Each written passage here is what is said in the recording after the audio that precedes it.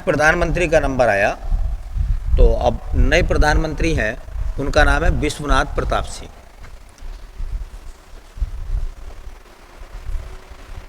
विश्वनाथ प्रताप सिंह।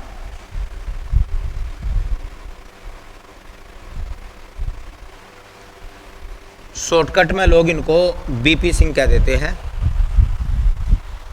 2 दिसंबर 1989 से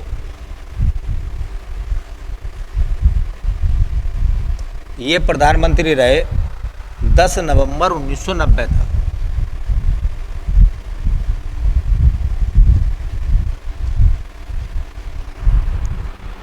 नवंबर 1990 तक। देखिए, विश्वनाथ प्रताप सिंह जिस राज्य के रहने वाले थे, तो राज्य था उत्तर प्रदेश।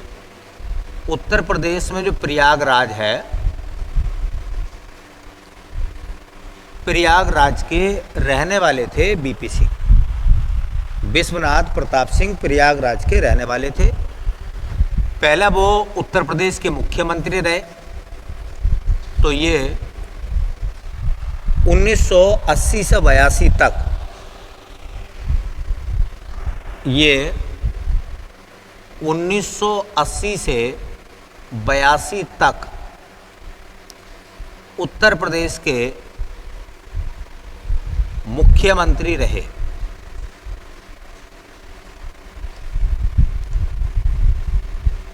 पहले है वो स्टेट में, राज्य में उत्तर प्रदेश में मुख्यमंत्री रहे हैं, और उसके बाद वो देश के प्रधानमंत्री बने हैं। कहा जाता था कि जो आचार्य विनोबा भावे का भूदान आंदोलन था, हाँ, तो ये भी भूदान आंदोलन में शामिल थे, और प्रयागराज में अपनी जागीर मतलब ज़मीनें इन्होंने दान करी थी। ठीक है, भूदान आंदोलन में अपनी ज़मीनें भी इन्होंने दान करी थी। हुआ क्या, राजीव गांधी के 1989 के कार्यकाल के समाप्त होने के बाद देश में चुनाव हुए, और कहा जाता है राष्ट्रीय मोर्चे का गठन हुआ। इनके समय में एक बना था राष्ट्रीय मोर्चा।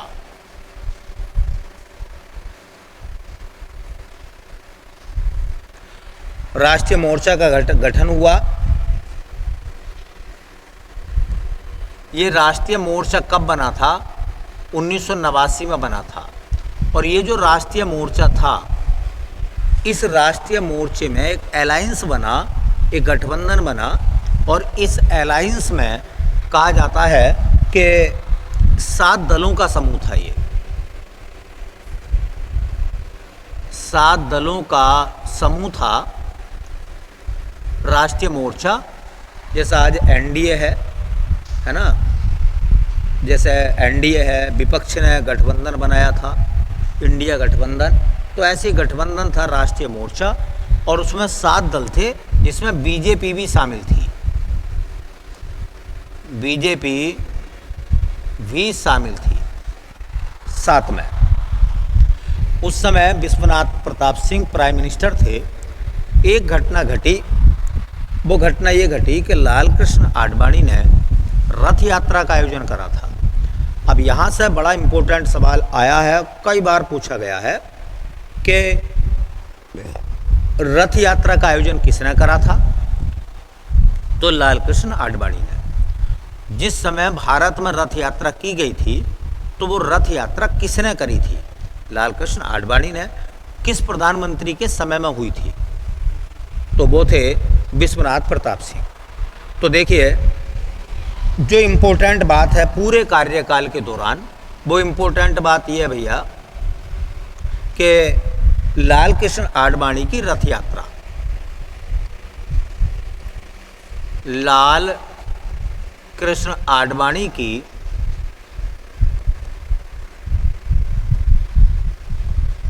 रथ यात्रा, लाल कृष्ण आडवाणी ने ये रथ यात्रा शुरू करी थी कहाँ से? सोमनाथ से। ये भी याद रखना, रथ यात्रा कहाँ से हुई थी? सोमनाथ, और सोमनाथ मंदिर कहाँ है? गुजरात का। और वो यात्रा जो है कहाँ तक होनी थी? वो यात्रा थी अयोध्या तक। और अयोध्या जो है वो उत्तर प्रदेश में है। ये यात्रा हुई थी सितंबर के महीने में, सितंबर 1990 में। अभी बहुत बड़ी घटना घटी इसमें। लाल कृष्ण आडवाणी ने हिंदुत्व को जोड़ने के लिए सोमनाथ से रथ यात्रा शुरू करी, और वो अलग अलग राज्यों से होते हुए आ रहे थे। बिहार में लालू प्रसाद यादव की सरकार में उनकी रथ यात्रा को रोका गया। जब उनकी रथ यात्रा को रोका गया तो उन्होंने कहा, चूँकि बीजेपी उसमें शामिल थी, जिस मोर्चे में बीपी सिंह प्रधानमंत्री थे, तो उन्होंने बीपी सिंह से कहा कि देखो, अगर हमारी रथ यात्रा रुकी तो हम आपसे समर्थन वापस ले लेंगे, मतलब हम आपके गठबंधन से अलग हो जाएंगे, या तो आप हमारी रथ यात्रा को जारी रहने दें।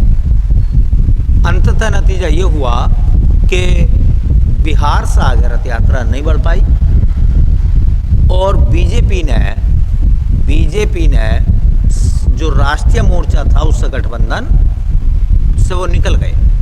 अब निकल गए तो केंद्र में सरकार गिर गई, और इस तरीके से विश्वनाथ प्रताप सिंह की सरकार गिर गई, और विश्वनाथ प्रताप सिंह जो है वो प्रधानमंत्री पद से हटा दिए गए, हट गए।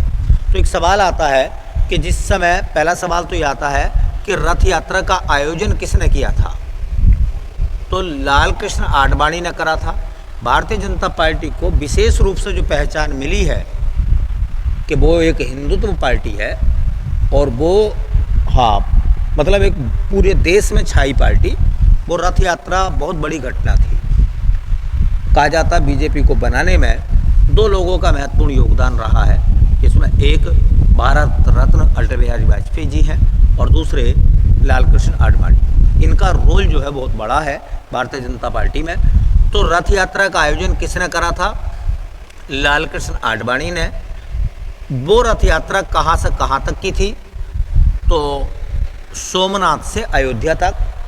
जिस समय वो रथ यात्रा हुई थी उस समय भारत के प्रधानमंत्री कौन थे? तो ये भी नाम आता, किस प्रधानमंत्री के कार्यकाल में अटल बिहारी वाजपेयी ने, किस प्रधानमंत्री के कार्यकाल में लाल कृष्ण आडवाणी ने रथ यात्रा का आयोजन करा था? तो विश्वनाथ प्रताप सिंह। और इस तरह से विश्वनाथ प्रताप सिंह की सरकार जब गिर गई तो वो प्रधानमंत्री के पद से हट गए। चूँकि विश्वनाथ प्रताप सिंह की बात चल रही है, तो इनकी जो मृत्यु हुई थी वो हुई थी भैया 2008 में। 2008 में डेथ हो गई किसकी? विश्वनाथ प्रताप सिंह की। उसके बाद में भारत के प्रधानमंत्री बने, उनका नाम था चंद्रशेखर। देश के नए प्राइम मिनिस्टर का नाम चंद्रशेखर।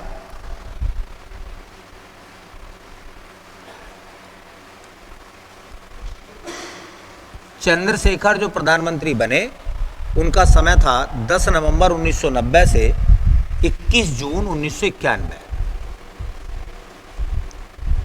10 नवंबर 1990 से 21 जून 1991। एक साल के लिए लगभग, है ना, 6-6 महीने के लिए प्रधानमंत्री बने हैं लोग। देखिए,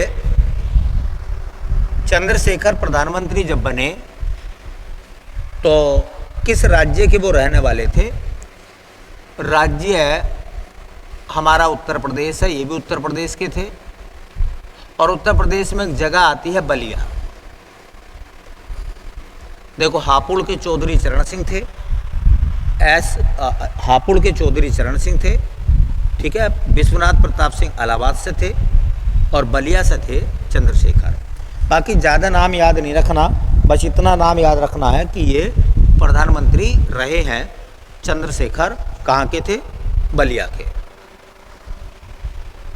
इसके बाद देखिए, नंबर आया पीवी नरसिम्हा राव।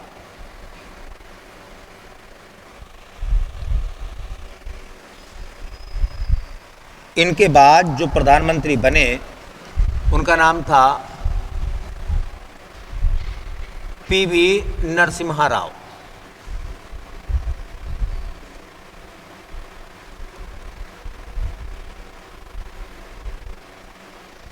पीवी नरसिम्हा राव प्रधानमंत्री बने 1991 से 96 तक, पूरे 5 साल कांग्रेस के नेता थे। साउथ इंडिया से आने वाले पहले प्रधानमंत्री थे वो। देखिए इनके समय में क्या क्या घटनाएं घटी। एक सवाल तो ये आता है कि दक्षिण भारत से आने वाले पहले प्रधानमंत्री, तो ये रहने वाले कहाँ के थे? कर्नाटक के। तो ये दक्षिण भारत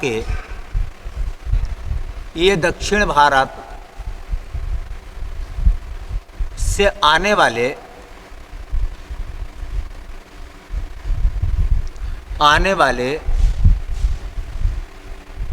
प्रथम प्रधानमंत्री थे।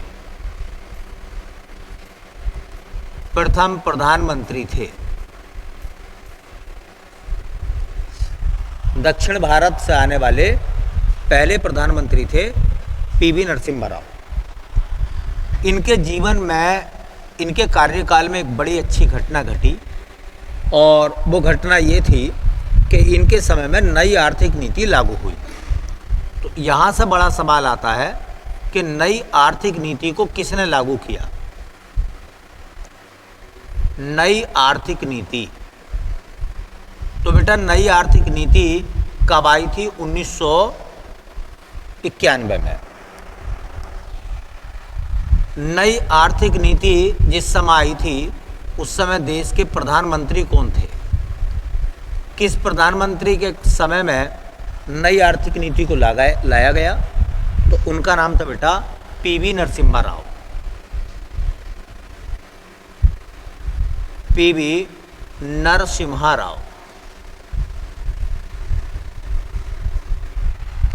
दूसरा सवाल देखिए, नई आर्थिक नीति जिस समय आई थी तो नई आर्थिक नीति के समय वित्त मंत्री कौन थे? हमारे फाइनेंस मिनिस्टर, तो उनका नाम था डॉक्टर मनमोहन सिंह।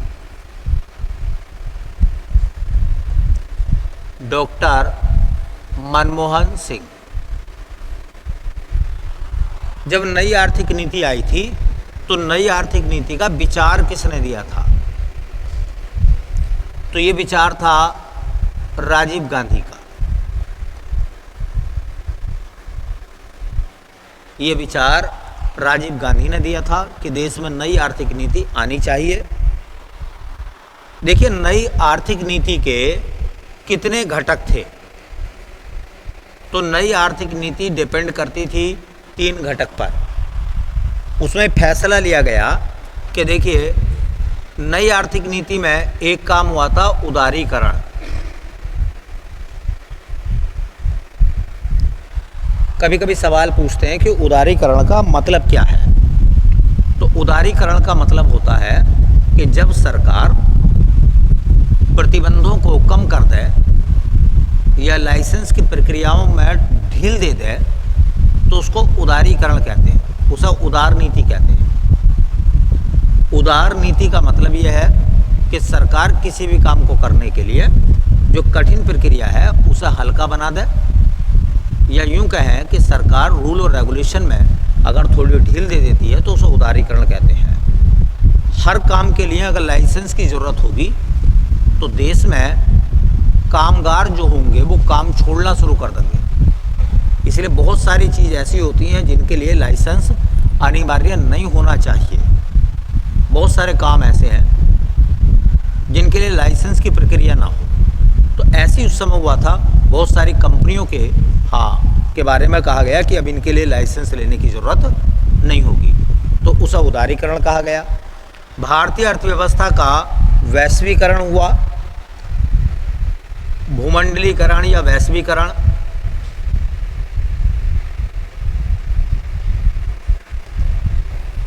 मंडलीकरण या वैश्वीकरण,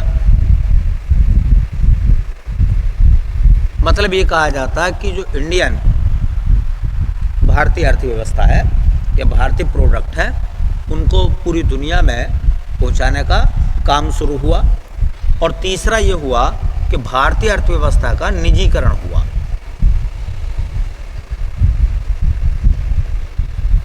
निजीकरण का मतलब है कि बहुत सारे क्षेत्र सरकारी के साथ साथ निजी क्षेत्र को भी दिए गए। देखिए, आप सब जानते हैं कि भारतीय अर्थव्यवस्था मिश्रित है और मिश्रित अर्थव्यवस्था में कुछ काम सरकार के हाथ में है, तो उनमें से कुछ काम पब्लिक के हाथ में है, प्राइवेट सेक्टर में है। अब देखिए, सरकार ने परिवहन की सुविधा करी है कि रोड पर रोडवेज चलेंगी और वो बस आपको आपकी गंतव्य तक पहुंचाएंगी, लेकिन वो पर्याप्त नहीं है। इसलिए प्राइवेट सेक्टर को भी जिम्मेदारी दी कि आप भी अपनी अपनी बसें लगाइए, अगर लगा सकते हो तो बताइए।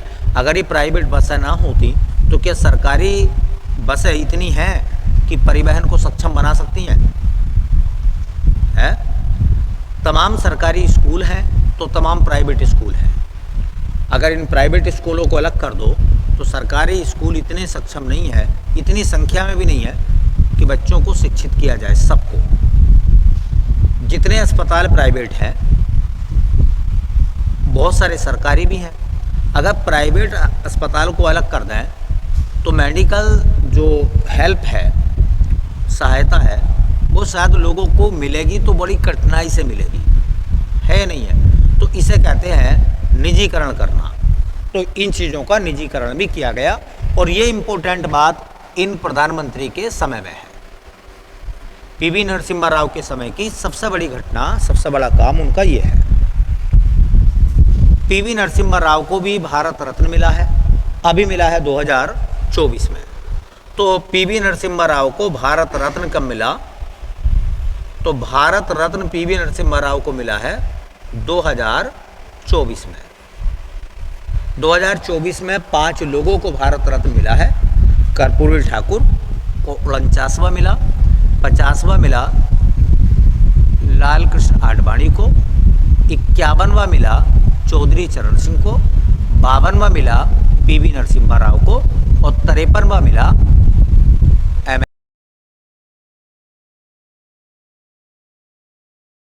एम.एस. स्वामीनाथन को। 5 लोग हैं ना। तो इनको जो भारत रत्न मिला है वो कौन सा है? 52वां। ठीक है, चलिए बाकी जो है देखते हैं फिर नेक्स्ट क्लास में।